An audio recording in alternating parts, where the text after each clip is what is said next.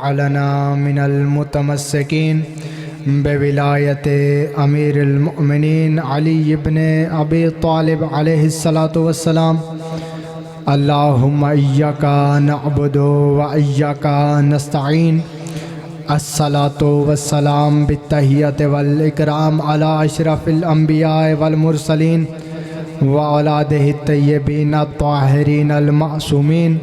सुम्मा अस्सलातु वस्सलामु अला अल सदीक़तिल मुबारका अल राज़ियतिल मर्ज़िया आलिमते गैरे मुअल्लिमा बल्कि से हुजरत तक़दीसिल जलाल व आसियतिल तकमील वल कमाल उम्मिल किताब उम्मिल कुरान उम्मिल अनवार उम्मिल मासूमीन उम्मिल हुदा उम्मिल हसन उम्मिल हुसैन उम्मिल मोहसिन उम्मिल अब्बास व उम्म अबीहा सैयदा फ़ातिमत ज़हरा सल्लल्लाहु वलानल्लाहु तआला अला आदाइहिम अजमईन व मुनकिर फ़ज़ाइलिहिम व विलायतिहिम व इस्मतिहिम। अम्मा बअद फ़क़द क़ाल हक़ सुब्हानहु तआला फ़ी किताबिहिल मजीद बिस्मिल्लाहिर रहमानिर रहीम ज़क्र फ़इन्न ज़िक्री तनफ़उल मुमिनून। बुलंदतर सलावत।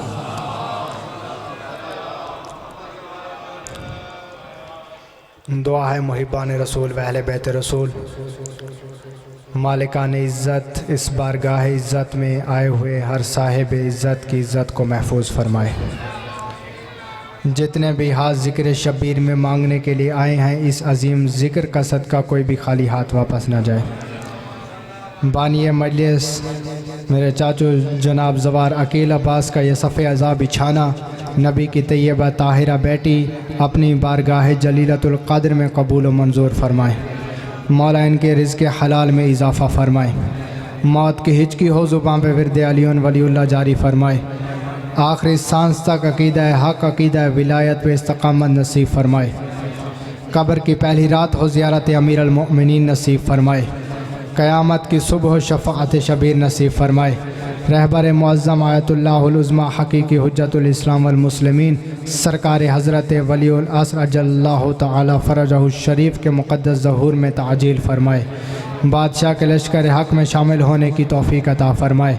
दुआओं को कबूलियत तक पहुँचाएँ। जितनी आपको मोहम्मद व आले मोहम्मद ने ताकत अता की है, उतनी बुलंद सलवात तिलावत फरमाए।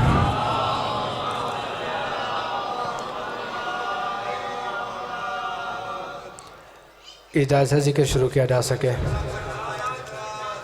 मुझसे बेहतर पढ़ने वाले मुझसे पहले पढ़ चुके हैं और मुझसे बेहतर पढ़ने वाले मेरे बाद पढ़ेंगे। मैं आज की इस मजलिस में बिल्कुल ऐसे ही हाज़री देने के लिए आया हूँ जैसे यूसुफ़ के ख़रीदारों में ज़ईफ़ा ने अपना नाम लिखवाया था। मौत के समंदर में थपेड़े खाती हुई इंसानियत जिस सच्चाई के जजीरे पे आके सुकून महसूस करती है, उसे मजलिस हुसैन कहते हैं। सारी रात का तड़पता हुआ मरीज़ जिस जगह पे आके अपनी सांसों को पुरसकून महसूस करता है, उस शिफा खाने को मजलिस हुसैन कहते हैं। मजलिस हुसैन अपने अंदर एक जामियत रखती है। मजलिस हुसैन की अहमियत भी है और अफादियत भी है। मजलिस हुसैन का सबसे बड़ा फ़ायदा ये है कि इब्लीस नमाजी की नमाज को गुमराह कर सकता है, लेकिन मजलिस हुसैन में नहीं आ सकता। एक सलवात तिलावत कीजिए।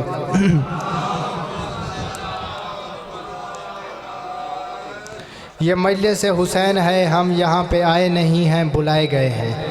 बैठे नहीं हैं, बिठाए गए हैं। हमारे गिर्द दीवारें नहीं, हिसारे मासूमीन है। सर पे छत नहीं, अब्बास के करम का साया है। और मौला हुसैन ने बता दिया कि जो ये दरवाज़े पे हमारे दरवाज़े पे आए, अगर कोई बेज़र आए तो हम उसे अबूज़र बना देते हैं, कोई गुनाहगार आए तो हम उसे हुर बना देते हैं। आज बंदे जो हम पे ये एतराज़ करते हैं कि ये शिया सिर्फ हुसैन हुसैन करते हैं, इन्हें हुसैन के सिवा कुछ कहना नहीं आता, तो आओ मैं उन्हें जवाब देना चाहता हूँ, उनको बताना चाहता हूँ कि सिर्फ हुसैन में क्या रखा है। सिर्फ हुसैन में क्या रखा है। हुर के पास पूरा इस्लाम था लेकिन हुसैन नहीं था। हुर के पास नमाज थी लेकिन हुसैन नहीं था। हुर के पास रोज़ा था लेकिन हुसैन नहीं था। हुर के पास हज था लेकिन हुसैन नहीं था। हुर के पास पूरा इस्लाम था लेकिन सिर्फ हुसैन नहीं था। हुर के पास पूरा इस्लाम था लेकिन सिर्फ हुसैन नहीं था। हुर ने 10 मुहर्रम को अपने लहू के साथ ये लिख दिया कि इस्लाम जैसे आला मज़हब से अगर सिर्फ हुसैन निकाल दिया जाए तो पीछे यजीदियत के कुछ रहता ही नहीं है।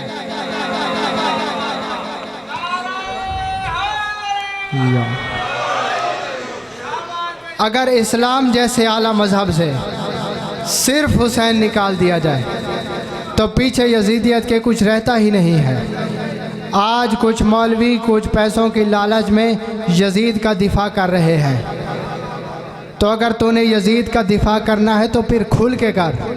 हम इमाम हुसैन अलैहिस्सलाम के नाम पे मजलिस का एहतमाम करते हैं, लंगर न्याज का एहतमाम करते हैं। तो अपनी मस्जिद का एक चौक मुंतखब कर ले, अपने मौलवी बुला ले, एक इश्तिहार यजीद के नाम का छपवाते हैं, एक इश्तिहार हुसैन के नाम का छपवाते हैं। काम बस इतना करना है, मैं हुसैन की माँ का किरदार सुनाऊंगा, तुमने यजीद की माँ का किरदार सुनाना है। मौला हुसैन 3 शाबान को रसूल के घर में कुरान बन के नाजिल हुए और यजीद शाम और हबश के दरमियानी इलाका में हाकिम शाम के घर अजाब बन के नाजिल हुआ। यजीद को पैदा होते ही घुट्टी शराब की दी गई। मौला हुसैन ने दुनिया में आते ही रसूल की ज़ुबान चूसी। यजीद को पैदा होते ही घुट्टी शराब की दी गई और मौला हुसैन ने दुनिया में आते ही नबी की ज़ुबान चूसी। यजीद का दादा अबू सुफियान जो सारी ज़िंदगी मुखालफत रसूल करता रहा और हुसैन का दादा अबू तालिब जो सारी ज़िंदगी हिफाजत रसूल करता रहा। यजीद की माँ वो थी जिसके नाच गाने को पसंद करके हाकिम शाम ने उसके साथ निकाह किया था और हुसैन की माँ वो सैयदा थी जो कभी सजदे से फरामाश नहीं हुई, जिसके नौकर का नाम जिब्राइल था। यजीद की दादी जिसने जनाब रसूल अल्लाह के चचा हमजा का कलेजा चबाया था और हुसैन की दादी फातिमा बिन्त असद जिसकी कब्र में रसूल लेटा, जिसको कफन रसूल के कुर्ते का मिला, जो हुसैन का तजा शैयबा था और शजीद का शजरा खबीसा था। इसलिए तो 26 रजब को मौला हुसैन ने वलीद के दरबार में खड़े होकर कहा था, ओए वलीद लिख यजीद से कि मैं तेरी बैयत करूं तो करूं कैसे। मेरे बाबे जैसा तेरा बाबा नहीं, मेरे नाने जैसा तेरा नाना नहीं, मेरे दादे जैसे तेरा दादा नहीं, मेरी माँ जैसी तेरी माँ नहीं, मुझ जैसा तू नहीं और तुझ जैसा मैं नहीं। ओ यजीद अपने लाखों तू लेके आ, 72 मैं लाता हूँ। करबला में कयामत तक के लिए हर हलाल ज़्यादा ये कहने पे मजबूर होगा, हुसैन जिंदाबाद है, यजीद मुर्दाबाद।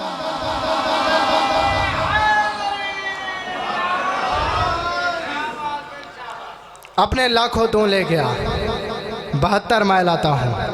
क़यामत तक के लिए हर हलाल ज़्यादा ये कहेगा, हुसैन जिंदाबाद है और यजीद मुर्दाबाद है। आज किसी भी मौलवी के सर पे कुरान रख के उससे पूछो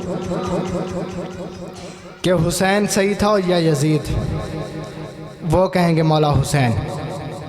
यजीद क्यों गलत था? उसने इमाम हुसैन से बैयत मांग ली थी। इसका मतलब है तू मान गया है जो मासूम से बैयत मांगे वो लानती होता है। और क्या कहने मेरे बादशाह आपके जुमले के कि जब वलीद ने कहा मौला यजीद आपसे बैयत चाहता है, तो मौला ने फरमाया उसे बस इतना लिख दे, अना हुसैन इब्ने अली, मैं अली का बेटा हूँ। वलीद ने कहा मौला ये तो वो जानता है कि आप अली के बेटे हैं, ये तो सारा अरब जानता है कि आप अली के बेटे हैं। आप इस सवाल का जवाब दें, आप बैयत करेंगे या नहीं करेंगे। मौला ने फरमाया उससे बस इतना लिख दे, अगला जवाब वो खुद ही समझ जाएगा कि जब मेरा बाप उस जैसे की बैयत नहीं करता तो मैं इस जैसे की बैयत कैसे कर सकता हूँ। एक सलवात पढ़ रही है बाबा से बुलंद।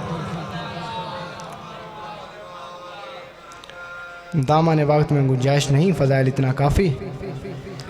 चंद जुमले सदात की गुरबत के। 26 रजब के दिन नाने की कब्र पे मौला हुसैन कुरान पढ़ रहे थे। या वलीद के सिपाही ने आके मौला हुसैन से कहा आपको वलीद ने दरबार में बुलाया है। मौला ने कुरान को बंद किया। मौला अपने घर में आए। अली की बेटी ने मौला हुसैन को देखा। बीबी ने आवाज़ दे के कहा, हुसैन कहाँ जा रहा है? मौला ने रो के फरमाया, वलीद ने दरबार में बुलाया है। बीबी ने रो के फरमाया, हुसैन रुक जा, मैं तुझे दरबार में नहीं जाने दूंगी। जब से मेरी माँ दरबार से वापस आई है ना, तब से हम सैयदों का दरबार से एतबार उठ चुका है। मौला ने फरमाया, बहन मैं वादा करता हूँ मेरा मक्तल मदीना नहीं, मेरा कातिल वलीद नहीं। मैं वादा करता हूँ मेरा मक्तल मदीना नहीं। बीबी ने रो के फरमाया, अगर मक्तल मदीना नहीं भी सही तो फिर भी दरबार में नहीं जाएगा। अगर किसी ने दरबार में तुझसे अहानत कर दी, किसी ने तेरी तौहीन कर दी, तो तेरी बहन जीते जी मर जाएगी। जितने बहनों वाले भाई बैठे हुए, मैं उनके लिए जुमला पढ़ने लगा हूँ। बहनें पहले भाइयों के आगे ज़िद करती हैं, अगर भाई ना माने तो बहनें रोना शुरू कर देती हैं। जब मौला हुसैन ने रो के फरमाया ना, आलिया मुझे जाने दे, मुझे जाने दे, तो बीबी ने मौला हुसैन के दामन में हाथ डाला। बीबी रोने लगी। फजल की माँ ने, अब्बास की ज़ौजा ने ये मंज़र देखा। बीबी दौड़ती हुई वहाँ गई जहाँ मौला अब्बास बैठे हुए थे। बीबी ने रो के फरमाया, मौला सैयद गरीब हो गए हैं। मौला ने, अब्बास ने फरमाया, फजल की माँ क्या हुआ? बीबी ने फरमाया, मैं मंज़र देख के आई हूँ, मौला हुसैन कहीं जाना चाहते हैं लेकिन उन्हें बीबी आलिया जाने नहीं दे रही। इतना जुमला सुनना था। मौला अब्बास अलैहिस्सलाम अपने हुजरे से निकले। मौला अब्बास अलैहिस्सलाम दौड़ते भी जा रहे हैं और ये आवाज़ भी देते जा रहे हैं, अकबर, कासिम, सब की आवाज़ें लब्बैक लब्बैक लब्बैक। इधर बीबी आलिया की नज़र मौला अब्बास पे पड़ी। बीबी ने दामन छोड़ दिया। मौला हुसैन ने रो के फरमाया, अब क्यों दामन छोड़ा? बीबी ने रो के फरमाया, हुसैन वो देख मेरा जामिन आ गया। हुसैन अब तो अब्बास की ज़मानत में दरबार में जाएगा। आखिरी जुमला, जो बंदा अभी तक भी नहीं रो सका, कोशिश करूंगा इस जुमले पे उसके आंसू आ जाएं और आपके आंसू सैयदा के रुमाल में चले जाएं, तेरी मेरी बख्शिश के ज़ामिन बन जाएं ये आंसू। एक रिवायत है 28 बनी हाशिम और दूसरी रिवायत है 50 बनी हाशिम। मौला हुसैन के गिर्द घेरा बांध के चले। वलीद का दरबार आया। मौला हुसैन की आवाज़ है, अब्बास रुक जा। मौला अब्बास ने फरमाया, मौला शहज़ादी ने मेरी ज़मानत ली है। मौला ने फरमाया, अब्बास मैं हुज्जत हूँ ना तेरी, मैं इमाम हूँ ना तेरा, मैं कह रहा हूँ तू यहाँ पे रुक जा। तो मौला अब्बास ने रो के फरमाया, ठीक है मौला, मैं यहाँ दरवाज़े पे खड़ा हूँ, अगर अंदर से कोई तौहीन का लम्हा आए तो तुझे तेरी माँ के ज़ख्मी पहलू का वास्ता आपने मुझे आवाज़ ज़रूर देनी है। मौला हुसैन ने फरमाया, अब्बास मेरा वादा हो गया, अगर कोई भी ऐसा लम्हा आया तो मैं तुझे ज़रूर बुलाऊंगा। मौला हुसैन चले गए दरबार में। मौला अब्बास खड़े हो गए दरबार के दरवाज़े पे। हाशमी बैठ गए मौला अब्बास के पीछे। मैं यहाँ पे जुमला पढ़ने से पहले एक सतर पढ़ देता हूँ। ये हाशमियों का दस्तूर था, अगर मौला अली के नाम, मौला अली के सामने अगर सैयदा का नाम लिया जाता तो मौला अली का जलाल ठंडा हो जाता। अगर मौला हुसैन के सामने बीबी आलिया का नाम लिया जाता तो मौला हुसैन का जलाल ठंडा हो जाता। अगर मौला अब्बास के सामने शहज़ादी सकीना का नाम लिया जाता तो अब्बास का जलाल ठंडा हो जाता। इधर वलीद ने कहा, हुसैन यजीद कह रहा है या बैयत कर या सर दे दे। इधर सर का नाम आना था। मौला ने फरमाया, वलीद तुझे खबर है मैं अकेला नहीं आया, तूने मेरे सर की बात की है। अगर मैंने गाजी को आवाज़ दी, इधर गाजी की ये ख़त्म नहीं हुई थी या दरवाज़ा खैबर के दरवाजे की तरह हवा में उड़ा। मौला अब्बास ने अपने नियाम से तलवार को निकाला। मौला अब्बास ने रो के फरमाया, मौला मुझे बस इतना बता पूछता है इनमें से तेरे सर का नाम किसने लिया है, इनमें से तेरे सर का नाम किसने लिया है। मौला हुसैन ने अब्बास के सीने पे हाथ रख के कहा अब्बास हौसला, अब्बास हौसला, अब्बास जंग नहीं करनी, अब्बास लड़ना नहीं है। जब अब्बास का जलाल ठंडा ना हुआ तो मौला हुसैन ने अकबर को बुलाया, अकबर के कान में कोई बात कही, मौला अकबर तेज दौड़े, अब्बास की आवाज़ आई अकबर कहाँ जा रहा है, आवाज़ आई बाबा कह रहा है दरबार में सकीना को लेके आ, बाबा कह रहा है दरबार में सकीना को लेके आ। इतना जुमला सुनना था, मौला अब्बास ज़मीन पे गिर गए, रो के कहते हैं मौला मेरी ज़िंदगी में तेरी बेटी दरबार में कैसे आएगी। हुसैन की आवाज़ आई अब्बास जब तू नहीं होगा शराबियों के मजमे यजीद का दरबार वसयालमुल अज़ीज़ अलमुय्यमुन कलबी यनकलबून अला लनतुल्लाहि अलल कौम।